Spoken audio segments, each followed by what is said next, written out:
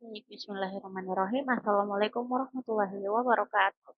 Halo, perkenalkan nama saya Andi Syafika Ramadan Nasrum dengan NIM 105841119724 dari kelas KTP. Saya akan mempresentasikan materi dengan topik rangkuman rekayasa komputasional. Dalam video ini, saya akan menjelaskan bagaimana rekayasa komputasional mengubah masalah sains dan industri menjadi perhitungan matematis yang presisi dan efisien. Pertama-tama, mari kita pahami terlebih dahulu apa sebenarnya rekayasa komputasional itu. Secara sederhana, rekayasa komputasional atau computational engineering adalah disiplin ilmu multidisiplin yang memadukan tiga pilar utama, yaitu konsep matematika terapan, ilmu komputer, serta pemodelan fisik atau sistem. Mengapa disiplin ilmu itu sangat penting? Di dunia nyata, kita seringkali berhadapan dengan masalah skala besar yang dinamis, seperti memprediksi cuaca ekstrim, menstimulasikan uji tabrak kendaraan untuk keselamatan, hingga desain struktur molekul obat-obatan baru. Tanpa bantuan komputasi, hitungan tersebut bisa membutuhkan waktu yang bertahun-tahun. Namun, dengan algoritma dan pemodelan sistematis, kita mampu menyelesaikan simulasi kompleks tersebut hanya dalam hitungan detik. Melengkapi topik sebelumnya, kita sering menyelesaikan sistem persamaan linear berformat matriks A, AX sama dengan B, di mana A adalah koefisien, X adalah variabel, dan B adalah konstanta. Untuk menyelesaikan secara efisien, kita menggunakan algoritma eliminasi Gauss melalui dua langkah. Yang pertama eliminasi maju, itu mengubah matriks A menjadi matriks segitiga atas menggunakan operasi baris elementer. Yang kedua adalah substitusi mundur, yaitu menghitung mundur variabel dari baris paling bawah secara berurutan. Menghitung nilai variabel X secara berurutan dari paling bawah ke atas dengan dua tahapan ini, solusi persamaan linear dapat ditemukan secara sistematis oleh komputer. Selanjutnya kita akan membahas algoritma. Prinsip utamanya adalah mengambil keputusan terbaik di setiap langkah secara lokal, dengan harapan bisa mencapai solusi optimal secara keseluruhan. Pendekatan ini membutuhkan dua syarat utama, yaitu Greedy choice property, yaitu pilihan lokal dibuat tanpa merubah keputusan sebelumnya. Yang kedua adalah optimal substruktur, yaitu solusi optimal mengandung solusi dari submasalahnya. Karakteristik greedy sangat cepat dan efisien, tidak mencoba semua opsi. Namun catatannya, metode ini sangat tidak selalu menjamin solusi optimal global untuk semua jenis masalah.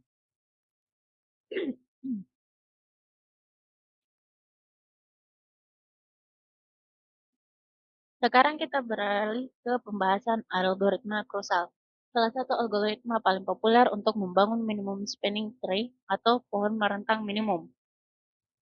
Tujuan utama dari algoritma ini adalah untuk menghubungkan seluruh simpul atau nodes pada suatu graf berbobot sehingga semua titik terhubung satu sama lain namun dengan total bobot atau biaya yang paling minimal. Untuk mencapai solusi tersebut, algoritma Krusal bekerja melalui 4 langkah utama, yaitu urutkan. Kita mengurutkan seluruh sisi atau edges yang ada pada graf, mulai dari bobot terkecil hingga terbesar. Kedua, pilih. Kita mengambil salah satu atau memilih salah satu tersebut satu persatu secara berurutan dari yang paling murah hingga atau ringan. Ketiga, cek siklus. Setiap kali memilih sisi baru, kita melakukan pemeriksaan untuk memastikan bahwa ditambahkannya sisi tersebut tidak membentuk siklus atau loop tertutup. Terakhir, disjoint set. Agar proses deteksi siklus berjalan sangat cepat dan efisien, algoritma ini memanfaatkan struktur data disjoint set dengan metode union find. Seperti yang terlihat pada ilustrasi diagram di sebelah kanan, dengan menghubungkan simpul-simpul utama seperti titik A ke titik lainnya secara cermat tanpa adanya siklus, algoritma krusal sangat ideal diterapkan dalam perancangan jaringan kabel, serat optik, hingga perpipaan. Selanjutnya kita pembahasan algoritma Citra. Salah satu algoritma paling populer dalam penentuan lintasan pendek atau shortest path. Tujuan utama dari algoritma ini adalah mencari jarak atau lintasan terpendek dari satu simpul asal menuju seluruh simpul lainnya pada suatu graf berbobot negatif. Kunci utama kerja algoritma ini terletak pada aturan relasi atau relaxation. Proses ini bertujuan untuk memperbaharui jarak minimum ke simpul tujuan V melalui simpul perantara U. Aturan sangat logis. Jika jarak ke simpul ditambah berbobot simpul V ternyata lebih pendek dari jarak simpul V yang tercatat saat ini, maka nilai jarak simpul V akan diperbaharui dengan nilai baru yang lebih pendek tersebut. Seperti yang kita lihat pada di ilustrasi graf di sebelah kanan, algoritma Dijkstra secara bertahap mengevaluasi bobot-bobot jarak antara node seperti angka 2, 3, 7, dan 8 pada gambar. Hasil akhirnya ditujukan oleh jalur panah berwarna merah menyala. Ini di mana rute dari titik A menuju titik B berhasil ditemukan secara presisi melalui lintasan D dan E sebagai jalur paling optimal. Konsep inilah yang menjadi fondasi utama sistem navigasi GPS, Google Maps dalam memandu kita mencari rute tercepat.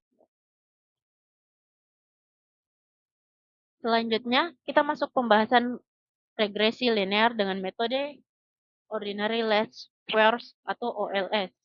Secara konsep dasar, regresi linear digunakan untuk memodelkan hubungan linear antara variabel independen atau bebas X dan variabel dependen atau terikat yaitu Y.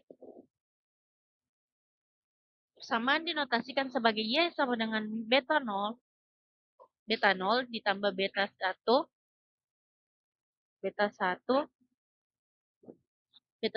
X ditambah epsilon, di mana epsilon mewakili nilai error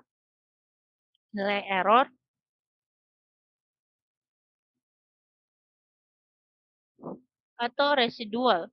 Prinsip utama dari OLS ini adalah meminimumkan jumlah kuadrat residual error, sehingga garis tren yang dihasilkan benar-benar paling merepresentasikan sebaran data. Untuk menentukan garis regresi terbaik tersebut, kita menghitung dua parameter utama pada kartu di sebelah kanan. Yang pertama, kemiringan garis, dihitung menggunakan rumus rasio kovariasi dan variansi data X dan Y, seperti rumus tertera untuk menentukan seberapa besar perubahan variabel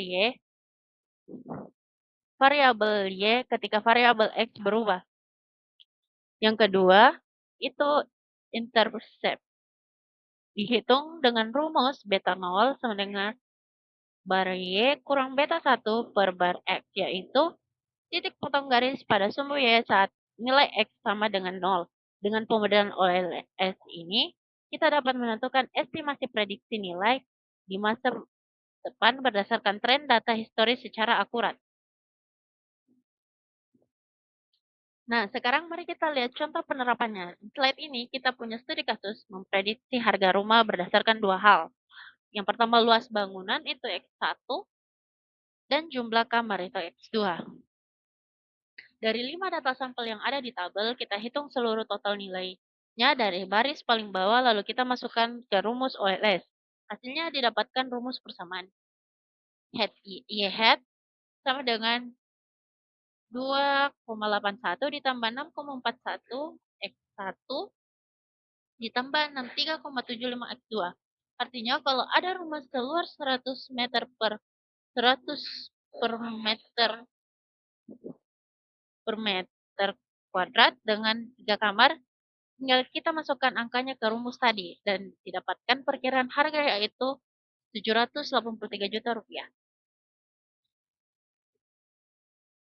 Selanjutnya kita masuk ke pembahasan particle swarm optimization atau yang biasa disingkat dengan PSO.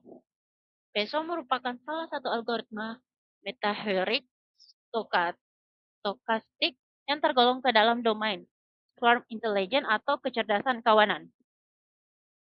Secara fisiologis, algoritma ini terinspirasi dari fenomena alamiah dan perilaku sosial kawanan hewan seperti kawanan burung maupun kawanan ikan. Ketika seekor burung mencari sumber makanan di area yang luas tanpa mengetahui lokasi pastinya, burung tersebut tidak bergerak secara acak sendirian, melainkan memanfaatkan kombinasi antara pengalaman pribadinya dan informasi dari kelompoknya. Dalam pemodelan komputasi PSO, setiap calon solusi diwakili oleh sebuah partikel yang melayang dalam ruangan mencari multidimensi untuk menentukan arah dan kecepatan pergerakannya menuju solusi optimal. Setiap partikel mengandalkan dua memori utama. Yang pertama, P-base atau personal base. Ini merupakan titik posisi terbaik yang pernah dikunjungi dan dicapai oleh individu partikel itu sendiri berdasarkan evaluasi fungsi kelayakan. Yang kedua, G-base atau global base. Ini merupakan posisi terbaik yang pernah ditemukan oleh seluruh kawanan partikel. Setiap iterasi, kecepatan, dan posisi dari masing-masing partikel akan diperbaharui secara dinamis.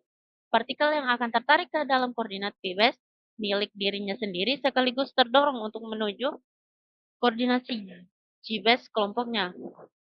Proses kolaboratif ini membuat seluruh kawanan partikel secara bertahap mengerucut dan berkumpul di satu titik lokasi paling optimal. Karena keandalannya dalam posisi menangani masalah optimasi yang non-linear dan kompleks, PSO banyak digunakan dalam optimasi fungsi matematis, penjadwalan jaringan, hingga pelatihan jaringan syaraf tiruan dalam machine learning. Secara matematis, pergerakan partikel dalam PSO diatur oleh dua bersamaan utama, yaitu pertama, update kecepatan yaitu VE. Baru dengan W dikali VE lama ditambah pengaruh P-base atau memori pribadi serta pengaruh G-base atau lokasi terbaik kelompok. Kedua, update posisi atau lokasi yang terbaik kelompok. Kedua, yang dihitung sangat sederhana dengan menjumlahkan posisi lama partikel ditambah dengan kecepatan baru yang sudah didapatkan.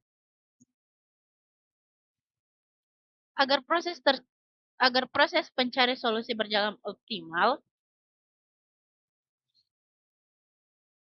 ada 3 parameter kunci yang digunakan, yaitu bobot inersia W bernilai 0,4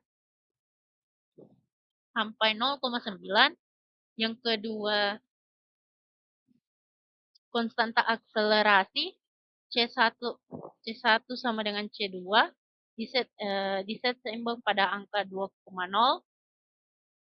serta ukuran swarm yang idealnya terdiri dari 20 hingga 50 partikel. Sebagai penutup dari seluruh rangkaian materi, slide ini merangkum dan membagikan ke 6 algoritma komputasi yang telah dipelajari berdasarkan kategori pendekatan dan output utamanya. Yang pertama, eliminasi Gauss merupakan metode deterministik dan ekstraksi yang digunakan untuk menyelesaikan sistem persamaan linear AX sama dengan B secara presisi.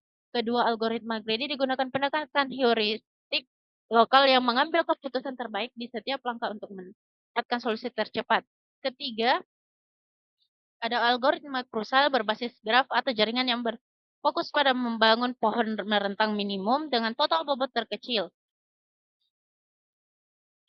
Keempat, ada algoritma Dijkstra yang berfokus pada graf, namun tujuan mencari rute atau jalur terpendek dari satu titik asal ke titik lainnya.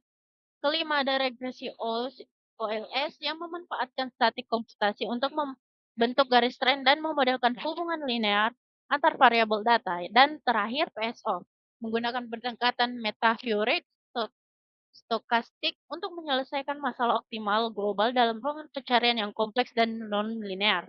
Dengan memahami karakteristik masing-masing, algoritma ini dapat memilih pendekatan komputasi yang paling tepat dan efisien sesuai dengan jenis masalah yang kita hadapi di dunia nyata. Demikianlah pemaparan materi dari saya. Terima kasih banyak atas perhatian Bapak dan rekan-rekan sekalian. Kurang dan lebihnya mohon dimaafkan. Wabillahi taufiq wal hidayat. Wassalamualaikum warahmatullahi wabarakatuh.